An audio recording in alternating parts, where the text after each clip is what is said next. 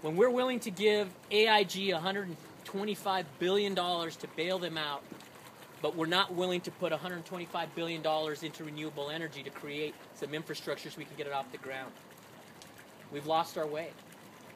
When we're willing to give hundreds of billions of dollars to bail out Wall Street, but we're not willing to give people who are losing their homes and losing their retirement a break on paying outrageous interest rates or just losing their savings, we've lost our way.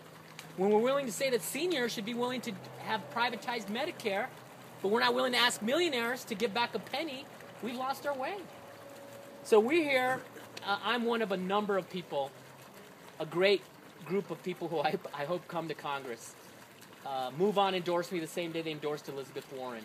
Tammy Baldwin, Chris Donovan, a lot of great progressive leaders across the country, men and women, who really want to go up there and say, look, we can't do it this way.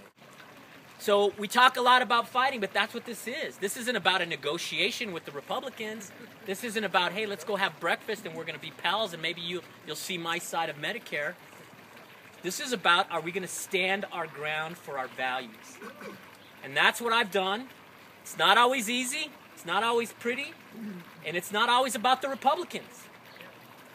Sometimes it's about getting some of your own colleagues who are willing to sort of, well, you know, they're sort of relativists. Well, isn't there a way we can work this out, right? You don't work out Social Security, you know. It's there. It's a promise. You don't touch it.